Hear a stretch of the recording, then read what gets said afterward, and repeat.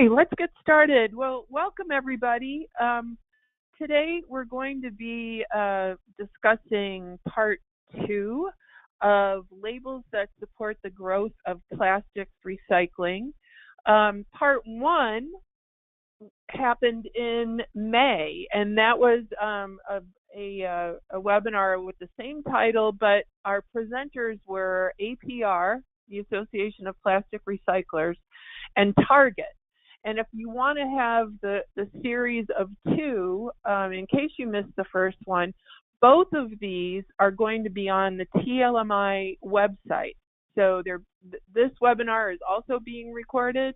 Both recordings of approximately 1 hour will be available to you on the website, as well as the presentation decks from the presenters. So if you missed part 1, go on over to the TLMI website and you can get caught up with that webinar. So I'm Rosalind Bandy. I'm the Environmental Director of TLMI.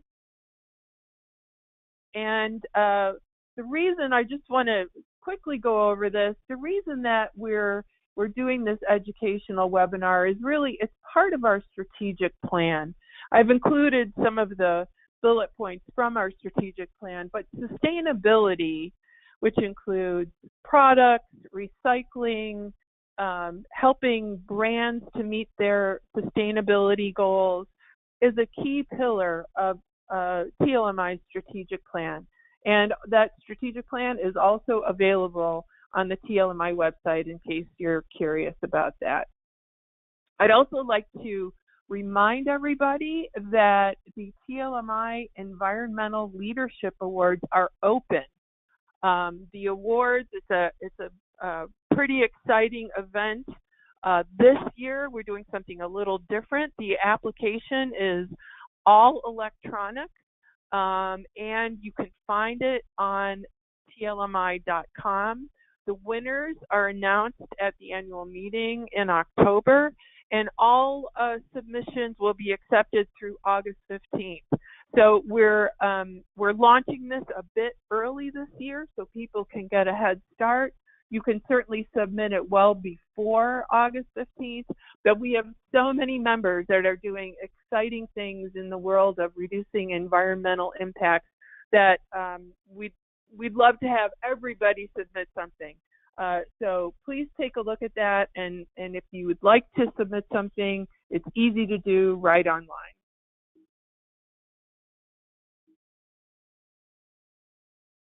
Okay, so today's topic is the How to Recycle label. And this is a label and a platform that empowers brands with insights to help them track, measure, and improve the recyclability of their packaging. And as we know, packaging includes the labels. So, and that little image there is an example of an actual How to Recycle label that would go on a plastic bottle. So let me introduce our speaker. Kelly Kramer is a senior manager at the Sustainable Packaging Coalition, and she's the actual leader of the whole How to Recycle label. She came to SPC with an environmental law degree from Lewis and Clark in Portland, Oregon, and she has experience in conservation and policy, and she's all about strategy and analysis to solve some of the sustainability challenges in complex systems. All right. All right. There you go. Okay, everybody. This is Kelly, and go right ahead, Kelly. Thank you. Great. Thanks, Roz, for having me. I'm really happy to be here to talk to you all about how to recycle. So what I'm going to focus on today is how the How to Recycle label empowers the brands that are in the program to design their packaging for recyclability. So what I'll share with you today is an introduction to how to recycle. So what's it all about for those of you who may not be familiar with us? And then I'll talk about how is How to Recycle helping consumers recycle better. and also reduce contamination in the recycling stream. And I'll also talk about how the How to Recycle label influences the packaging supply chain. And then I'll also discuss how our work relates to labels in particular. And then at the end, I'll explain how you can get involved. And let me just chime in. Go ahead. One more thing I'd like to let everybody know. You're probably going to have questions as the presentation goes along. We have everybody muted right now because of the volume of people on the call. But if you have a question, please type it into the question box, and then when Kelly's finished, we'll address your question. So thanks for that. Sorry, Kelly, go right ahead. Thanks. Yeah, I love questions. So what is How to Recycle? It's an on-package labeling system that tells people exactly what to do with packaging at the end of its life. And we even tell people when not to recycle something. So it can be applied to any product, any packaging material, and any packaging format. The way that membership works is brand owners and retailers become members of How to Recycle. We have an annual fee for them. And then they can use the How to Recycle label on any and all of their packaging. So they can put it on one thing, or they can put it on their whole portfolio and all the brands that they own. And we're in a period of growth right now. So last year, the amount of companies in our program grew by 37%, and similar growth in the year prior. So today, there's over 90 brand owners and retailers that are currently in the How to Recycle program. There's too many to list them all, but some examples are Target, Amazon, Walmart, General Mills, Nestle, Coca-Cola, PepsiCo, Unilever, RB, Procter & Gamble, and there's so many more. That's just a selection. So we have a few main recyclability categories. So if you look at the example packages on the screen, I can explain what some of those mean to you. So we have 4 main recyclability categories. So if you look at the box on the bottom left-hand side, you see it says paper box. That's our widely recycled label. And that applies to packaging where at least 60% of Americans can recycle it where they live. And there's also nothing substantially challenging about that package, that part of the package that would cause a problem for recyclers. And then we also have our not yet recycled label right next to that where it says plastic wrap. And that applies to packaging that's not recyclable, or there's fewer than 20% of Americans that can recycle it in the community where they live. And I'll talk more about why that's so important a little bit later, but it's just as important to tell people what to put into the recycling bin as it is to tell them what to put in. And then next to that, you can see the coated paper tray label that says check locally, not recycled in all communities. That's the label that applies to packaging where not quite the majority of Americans can recycle it, or there's some other problem with the design where it's still recyclable, but maybe not. It just kind of depends. And so that's when we use our check locally label. We have one other label that's our store drop-off label, and you can see it kind of upside down in the corner. I should have flipped that around for you guys today, but the store drop-off label is special. It applies to polyethylene wraps and bags that can be recycled at retail locations along with people's grocery shopping bags. So this applies to packaging types like the wrap around toilet paper and dry cleaning bags and newspaper bags and bread bags. All sorts of films get that label. So those are our 4 main recyclability categories that we have. But within that, the packaging is so diverse. We have over 1,200 unique How to Recycle labels out there. So just to briefly explain, how did How to Recycle even come into being? Well, brands that were in Sustainable Packaging Coalition, and that's my organization. I'll talk more about that at the end, but the brands came together and they said, recyclability claims on packaging are all over the place. Everyone's doing their own label. Some people are saying things are recyclable, but they don't have data to back that up with. And so we need a system that is accurate and standardized and consistent, because we want to do this voluntary system together before we're ever regulated. So that's how it came into being. And so it's been around since 2012. And in the years of development, there's also the Federal Trade Commission that brands have to think about. So they regulate any environmental marketing claims to consumers. And so if you're saying that a package is recyclable, that's considered an environmental marketing claim, and it comes under the jurisdiction of the FTC. And they have guidance for what's a good recycling claim, when do you need a disclaimer, and all that. And so the How to Recycle label was developed to be consistent with the FTC Green Guides, is what that guidance is called. And so we worked with FTC in developing our labeling system. So people ask us, well, does the label work? Does it get people to recycle? And we're excited that it does work. We have a survey on our website at howtorecycle.info, which that URL is on the side of all of our labels. People take the survey online and they tell us what they think of how to recycle. And so half of the people that answer the survey say that they're changing the way that they recycle because of the How to Recycle label. And for the half that don't change their recycling behavior, it's usually because they aren't able to recycle that specific package where they live, or they already knew how to recycle that package. So you can see here all the different ways that people are saying that they're changing the behavior as a result of the How to Recycle label. So you'll see 20% recycled polyethylene films through the store drop-off system. And that's important because if those films and bags went into the curbside bin, they would cause contamination there.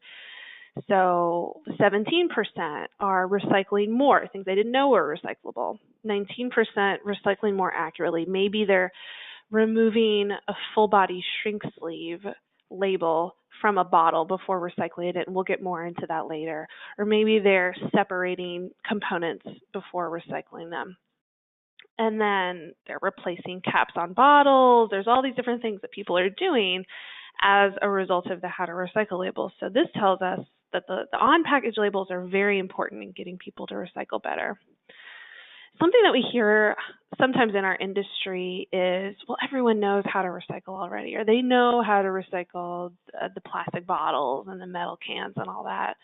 But this data from Carton Council a couple years ago suggests otherwise. So 67% of people, if they do not see a recycling claim on the package, then they assume that it's not recyclable. So it really is important to have something on the packaging. And then also people are saying that they're learning from the label, so they're refining their knowledge, and that's a good thing. And there's another way that How to Recycle helps. So I mentioned contamination a little bit earlier, and contamination is basically all the stuff that people are putting into the recycling stream that really should not be there. So it's stuff that isn't recyclable, or it's causing problems for the recycler, or it really hurts the end value of that material. And it's really important to reduce contamination in the recycling stream because it hurts the economics of recycling. And so we want recycling to thrive. And so it's really important that we reduce some of the contamination so people know to put the right things in the bin. And the way that we do that with the How to Recycle label is by properly calling out the recyclability of each packaging type. So what the label can do is distinguish between two packages that may look exactly the same to the average person, but they're actually quite different in terms of recyclability. So in a perfect world, there would be standardization across packaging types so that consumers could draw similarities and conclusions when packaging looks the same. So for example, it would be so much easier if every plastic bottle was made out of exactly the same material and everyone could recycle it in exactly the same way. But we aren't quite there yet because there's a lot of variability in packaging design and technologies. And sometimes those changes do impact whether it's going to be recyclable or not. So something has to cut through that chaos and call packages as they are. And here's an example of that coming to life. So these are two How to Recycle member companies that are doing a wonderful job of being transparent about the recyclability of their packaging and helping build trust in the recycling system with consumers. So on the left, Windex, it says empty and discard sprayer. And the reason for that is there are metal springs in a lot of trigger sprayers out there, and they cause problems for plastic recyclers. And maybe that came up in the last webinar, but APR has done a lot of work analyzing and sharing with industry what are those parts of packaging that can be problematic for recyclers. So we want to tell people to take the sprayer off before recycling the bottle. But then on the right-hand side, this is 7th generation, and they have chosen a sprayer that is made out of all plastic components. And that does not cause problems for the recyclers. So we say to the consumer to empty and reattach the sprayer.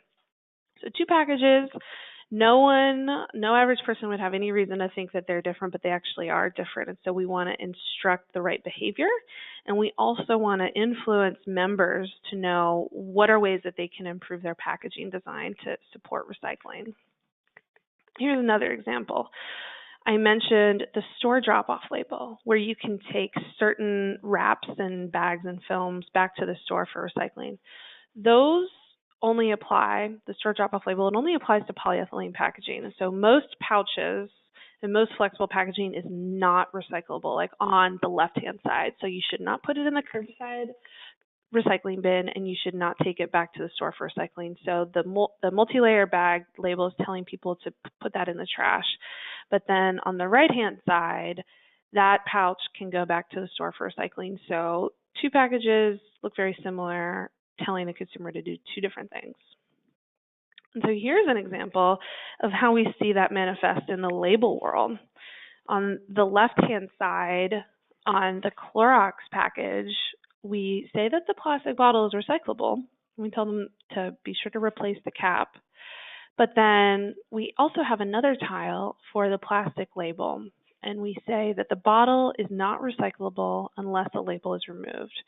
So this is a full body shrink sleeve label on, I think this is it's either a PET or an HDPE bottle. And so the reason why we say this is the vast majority of full body shrink sleeve labels, they make it so the bottle doesn't even get recycled, or they cause significant problems in a couple different areas. And so we want to tell people they have to take the label off.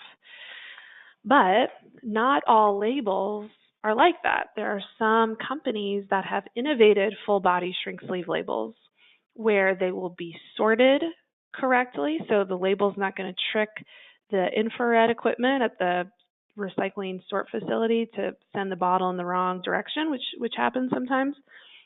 And then it's also not going to cause the plastic reprocessors issues when they are grinding up the plastic and processing it. And so there we are able to say empty before recycling. So 2 packages look exactly the same, but on the right we're able to show the label that's designed better for recycling. And so you may be wondering, well, how do we assign a How to Recycle label for each package?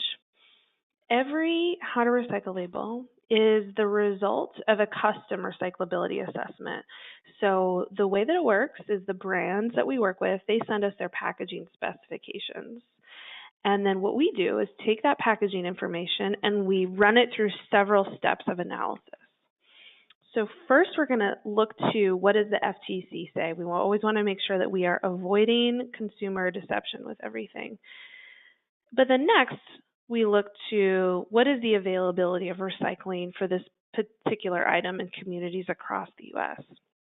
But we don't stop there and just see what's accepted for recycling in different places. We also look to how does that package sort in what's called a material recovery facility? Does it go to the right place? Does it fall through the cracks of the equipment? And then we think about reprocessing. So once that material goes to, let's say, the plastic recycler, and they're grinding it up and getting it, the plastic flake or pellet ready to resell to a new buyer to make that package into something new, is there something that's going to cause a problem that we want to address and think about? So we think about all those things for every package. And we've aligned with the APR design guide when it comes to plastics recyclability. And that's really where labels make a difference. So in the plastics world, and talk a little bit more about that later, there's some impact on metal cans when it comes to labels, but the APR design guide is a great resource there. So then we consider all this together and we issue a custom how to recycle label.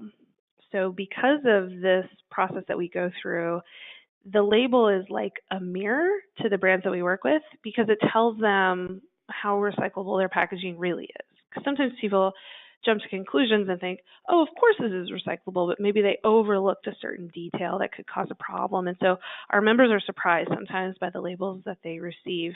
But what they can do is embrace those insights and then use that label as a conversation piece, like with their R&D team or their procurement team, to show these are the steps that we need to take in order to get a better how to recycle label. And so that brings us to our How to Recycle member platform. And this is a new system that launched in October of last year. And what we've done is take all the work that we do with brands, so issuing how to recycle labels, providing feedback on why their package isn't as recyclable as it could be, and we put it in an online platform so that our members can scale their use of the how to recycle label on their packaging and then track, measure, and improve the recyclability of their packaging. So what we did to help people with the measurement piece and to assess how recyclable is their packaging overall, I zoomed out, is we created 3 color categories to make it really easy, because we wanted to let brands know where their packaging falls on the spectrum of recyclability. So are they best in class, optimally recyclable, or maybe a package is in decent shape but there's room to improve, or is the package partially or not yet recyclable? So we take the whole package, we think about the bottle and the cap and the label or whatever the package is, and then we assign it into one of these 3 categories in the platform, and then the brand gets that feedback immediately. And then what they're able to do is spin the information up to the portfolio level. So we have an analytics section of the platform. And so the brand owner or the retailer can look at this and see, oh, well, 37% of our packaging portfolio is only kind of partially or not recyclable. But in the home care, if you look to home care, we actually have a lot of room for growth there. So this can help them strategize and track where they are today and where can they go. And something that we've learned is some of our member companies are using this to drive employee incentives. So I was talking to some product developers at a major U.S. retailer, and they were saying that they're going to use this in their performance review. So they're going to say to their boss, I'm in charge of our personal care packaging. I want to get 80% of it recyclable by the end of the year. I'm going to work with our suppliers. I'm going to get the recyclable packaging, and we're going to do it. And then that kind of feeds into their incentives. So that's exciting that it kind of unlocks this motivation inside of companies to improve. So a lot of companies like Walmart are using this to drive changes in their supply chain. The other thing that the platform does for each item is we give them the how to recycle label, and then we assign that color category that I mentioned, you can see there. And then we provide recommendations for improvement, because any time that anything isn't ideal, the member always wants to know, well, how can we improve and how can we get a better how to recycle label? Or even if we want to change our packaging to be better and the how to recycle label would be the same, at the end of the day, we still want to know how can we make it optimal for recyclers. And so here's an example of what those recommendations look like. So here it says to the brand or the retailer, switch to a pressure-sensitive label that meets criteria for preferred in the APR design guide. So we give the recommendations based on the insights of the APR design guide and other key partners for other material categories. So they will get this immediate feedback. And then another thing that we do allow them to do is give us specifications for packaging that they're considering using, and then we'll tell them what label would apply, so it helps them in their R&D process. So I'll talk about this example for a minute. So this is a pressure-sensitive label on a PET bottle. The vast majority of pressure-sensitive labels on PET are detrimental to recyclers, and you can see that in the APR design guide. So the recyclers still want all of the plastic. It's a lot of volume of material. They still want it, but it really hurts their yield and causes problems. And so it's really important to think about better pressure-sensitive labels. So for how to recycle, this package would receive our widely recycled label, because we wouldn't want to tell people to take the label off. They can't take the label off because they're just stuck on there so hardcore. We don't want to tell the consumer to take it off. The recyclers still want the material, so we don't want to tell people that the whole bottle is not recyclable in this specific instance. So what we've done is give the brand this feedback that it really has room for improvement, and then they know what to do. So this package would get a light green in our platform. It would say it's recyclable, but there's room for improvement. And so this is going to be one area for labels where you're going to see the recommendations. The other area for labels is in the full body shrink sleeves that I showed an example of earlier.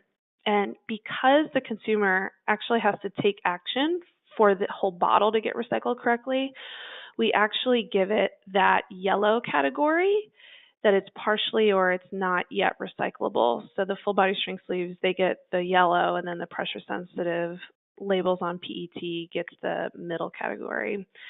And actually, pressure sensitive labels on PET thermoforms, those go into the yellow too. So those are all the ways that we see labels getting different assignments in the platform. Oh, and I also wanted to mention metal cans. I don't know if anyone on the call makes labels, full body shrink sleeve labels for aluminum cans, but those are something that those are growing in popularity, especially in the beer and microbrew community. It allows beer makers to do smaller runs of their products if they can just use the full body shrink sleeve labels. But those cause problems for recyclers. But they're not in a volume in the recycling stream where they're causing a significant problem such that we would tell the consumer to take those labels off, or we would say that the whole bottle is not recyclable. So those would be another example of where they would get the light green if they had a full body shrink sleeve label on an aluminum can. And so I want to put this in the big picture. So what does all this mean? What's the impact of how to recycle, and how does this fit in to what a lot of these brands and retailers are doing? How to recycle is becoming a key tool in a lot of emerging conversations about packaging goals. So brands and retailers are setting more goals, and they're setting better goals. So they're becoming more specific, and they're putting time limits on them.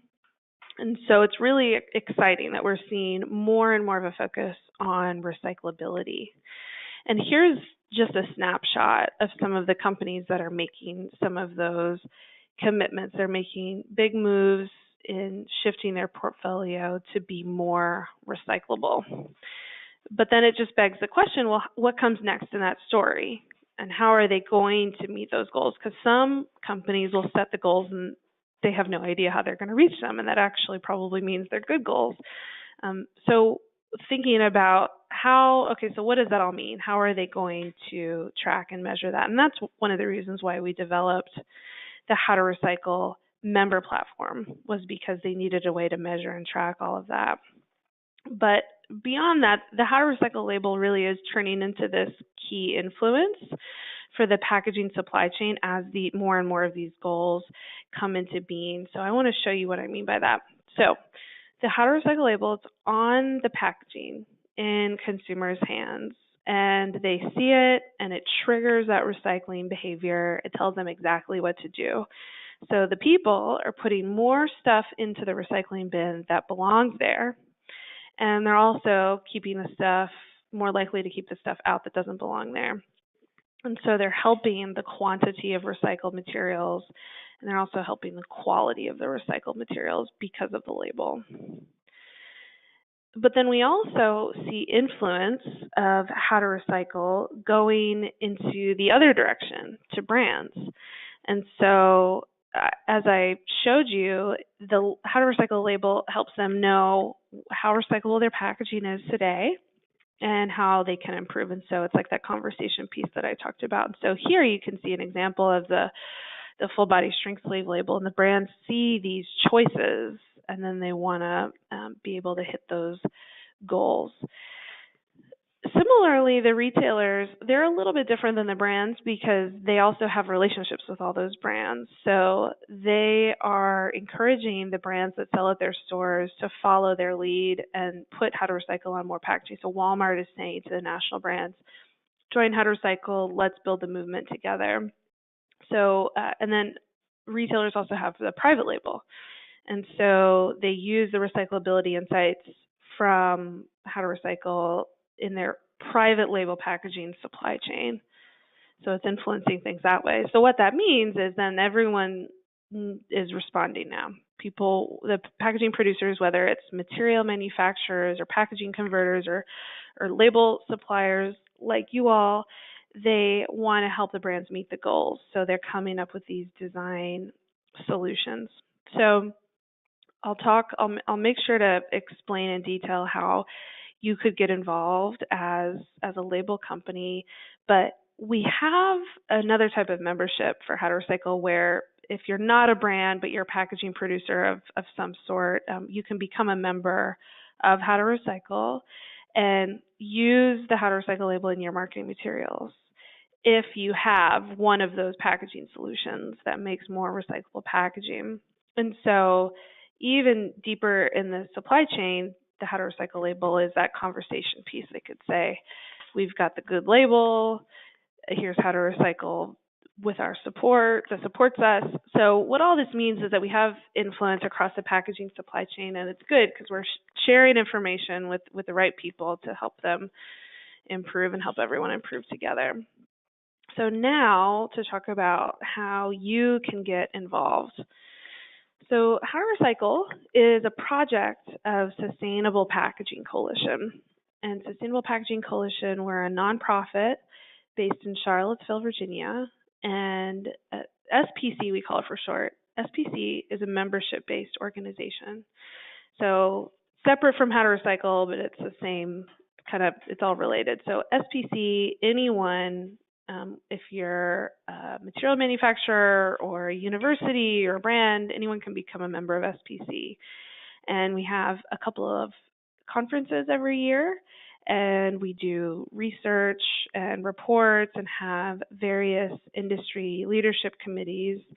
And so we have SPC. And the way that it works, if anyone on this call wants to get involved as a label maker, what you can do is become a member of SPC, and then you can get How to Recycle membership for free to talk about the recyclability of your product, of your labels. And so that's only going to apply, though, to a specific set of you. And I'm not sure who's on this call exactly, but here's how you could qualify today. So if you have a pressure-sensitive label for a PET bottle or for PET thermoforms that meet the criteria for preferred in the APR design guide, then you can become a member, and we can give you that label to communicate the recyclability to your customers.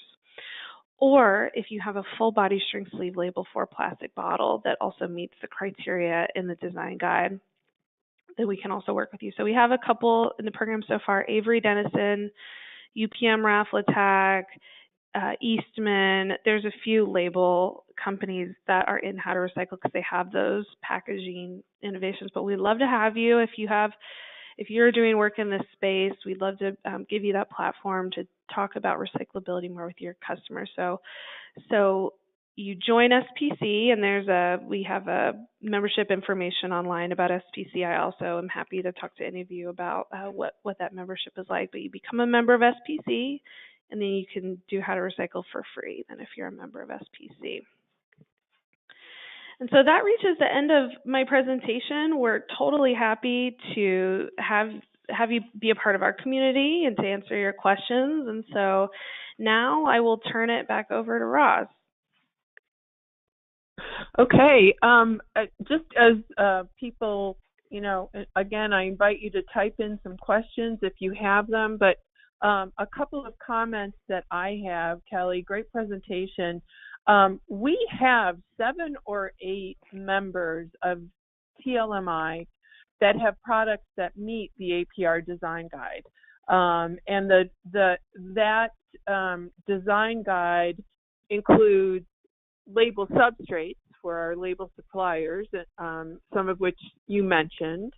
And then it also includes converters, because converters need to have the appropriate inks that are not detrimental to recycling. And we covered quite a bit of that in part 1 of this webinar series. So it's not just the label suppliers, it's also the label converters that play a key role in the recyclability of PET.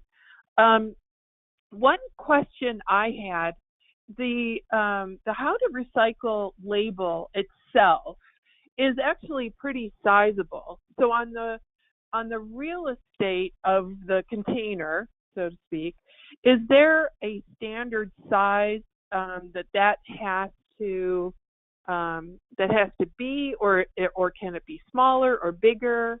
How does that work? Yeah, we have a minimum size guideline. So we have a rule book for the companies that are in the program, and it basically tells them, here's where you have flexibility and creativity. Like, for example, you could see in the Huggies picture, you could see the label is white on the purple background. So there's a lot of things you can do with color. And then there's other things that are more of a rule. And so size is a part of that. So the minimum size is just short of 1/2 inch tall, not including any tab at the top that has the special instructions. And so companies can make it as big as they want. They can, what we recommend is to make it proportionate to the packaging size. So if you have a big box of cat litter or something like that, you don't want to make the label really small because it just wouldn't be in proportion. So you'll see How to Recycle really big on some packages, and then other packages it will be smaller. So we care about that readability. There are some instances where the member doesn't feel that they have as much space, and we troubleshoot that with them as it comes up. But if they're willing to rearrange things a bit, then they can usually almost always find a spot for it. We actually had Lidl. They are a new retailer here in the U.S., and they have a private brand lip balm, like a little chapstick, and they were able to fit How to Recycle on the chapstick or the lip balm within our minimum size guideline. So it really just depends on the sensibilities of the brand and how much they are willing to rearrange things and how important that label is compared to the other considerations at play. Wow, lip balm. That's pretty tiny. Here's a question. Kelly, can you specify which label/primary package constructions fall into the color coding platform? Yellow, light green, dark green. Does it fall into Yeah. So the yellow category, that would be full body string sleeve labels on plastic bottles that do not meet that APR preferred criteria. And then also pressure sensitive labels on PET thermoforms falls into that yellow category. On the light green category, that applies to pressure sensitive labels on PET bottles that do not meet the APR preferred criteria for recycling. And then also in the light green is full body shrink sleeve labels on aluminum cans. And then everything else is okay for now. So if you have a label on a paper package, then that's okay. Or if you have a label on a glass package, that's okay. So it's not always the label that would knock you down into one of the either the light green or the yellow. Sometimes it's something with the closure or something like that. So it may not be the label isn't always the only reason. There's other considerations that we have, but those are mostly where we see the labels being implicated. Does that answer the question? Yeah, and I'll just add from the webinar with APR, they are not crazy about paper labels. They express that paper labels are generally detrimental to PET recycling. So I'm assuming that across the board, these colors apply to film and paper labels. Yes, thank you for adding that detail. That absolutely would be the case. So if you had a water bottle that wasn't a pressure sensitive label, but it was a paper label, then it would be that light green. And the way that I guess I could have said that a little bit clearer. So it gets the dark green if it meets all of the criteria for preferred in the design guide. So if you have to look in the design guide on what kind of container it's going to be on. So if it's on a PET container, then it says you have to think about the ink and the adhesive and the substrate. And if it meets all those things, then it gets the dark green. And so to my knowledge, I don't think you can get preferred in the design guide with just a paper label on any of them. So yeah, it would go into the light green. Okay. Oh, and then there's another area. Sorry, I just remembered another area where labels are implicated, and that's in labels on polyethylene film. So I mentioned the store drop-off label that applies to things like the wrap around cases of water.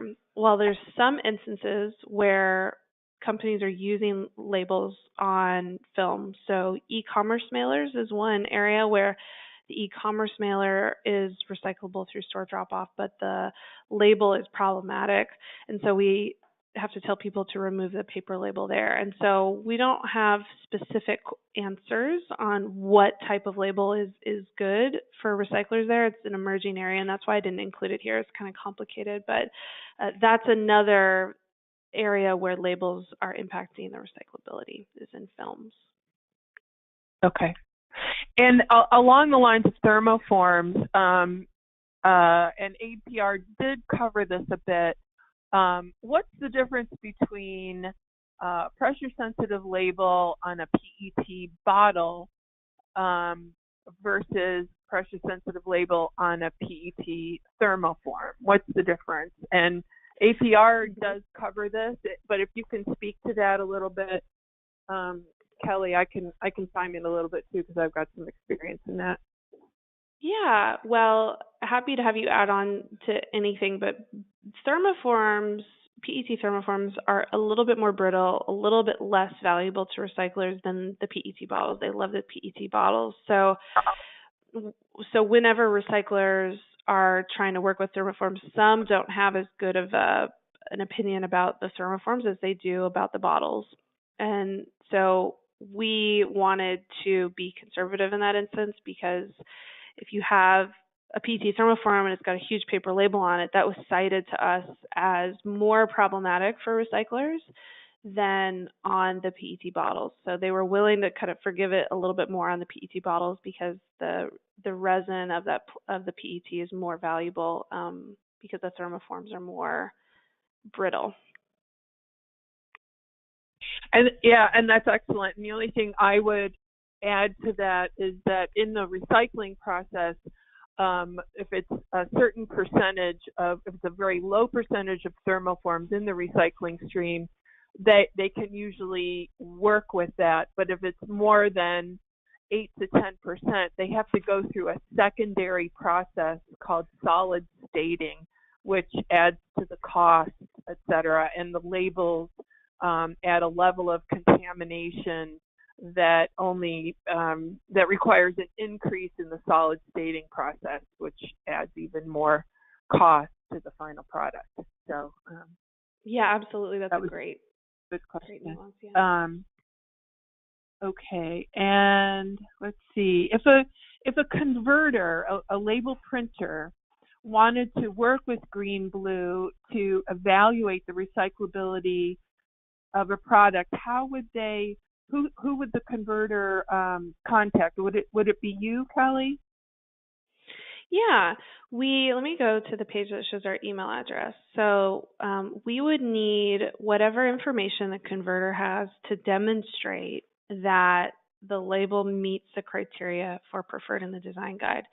So how the converter decides to get that data to prove that it's one of the good labels, that's up to the converter. So what we've seen is sometimes the label converter wants to work with a substrate supplier, and they kind of innovate together and do a collaboration and then work on getting the recyclability data together. So there's testing in the APR design guide test protocols where you can assess the recyclability. So if I were a label converter, I would look to the APR design guide and think, okay, what test protocol is relevant to me based on the type of label that I have and the type of package that it's going to go on. And then let me talk to the other companies that we work with to have this label come to life. And let's all talk together about how we could do a collaboration, because it's always easier whenever we see collaborations. And then maybe would approach a testing lab together in the collaboration with whatever other company I was working with, or you don't have to, you can go on your own. So the main testing lab that we recommend is Plastics Forming Enterprises. They are really experts out of New Hampshire, and they do all of the APR test protocols. So you could contact them, PFE, and you could say, I have a label. I want to prove that it meets the criteria for preferred in the APR design guide. Let's do some testing. Let's see if we're there yet. And then they can work with you to figure out whether it's there, if it meets all the criteria, or maybe there's something that you need to adjust, let's say with the ink or something like that, to meet that criteria. And then once all of that work has been gathered, then come to us, or you can come to us before, then you don't have to go to the lab beforehand, but that's just what we tell companies to do when they come to us. And then we'll look at all the paperwork and we'll say, this looks great. And then we have a membership agreement that's very straightforward, and then we can get the process rolling soon after that. And then what we do is we just want to review whatever marketing materials before they go to print. But otherwise, it's very straightforward. The main thing to think about is just how can you gather data to prove that it meets that preferred criteria in the design guide. And I have the contact information for PFE if anybody wants to reach out to that lab. I know the folks there, and I'd be happy to put you in touch with them. But essentially, it's the label material has to meet the design guide for APR in order to meet the preferred how to recycle category. Yes. And there was a question on APR and paper labels, and APR is working on a design guideline for paper labels. They've been working on it for a very long time, and what they are doing is, since paper labels are just about always bad for recycling, they're really kind of focusing on the adhesive part. So if it has an adhesive that releases from the PET container, that's one less percentage of contamination if the adhesive releases. But stay tuned for that because they have been working on it for a while. Kelly, is How to Recycle just for U.S. companies? Are there other countries do you serve other countries? Are there other countries that have similar labeling structures that you're aware of?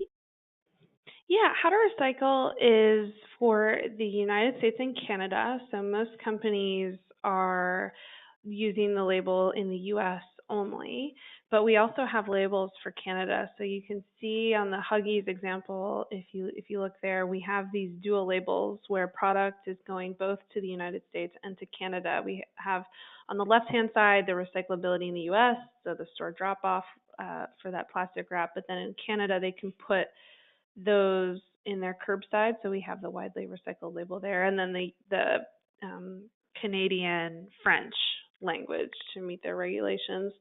And so right now it's just U.S. and Canada are we're growing a lot in Canada. More and more brands want to use the label there.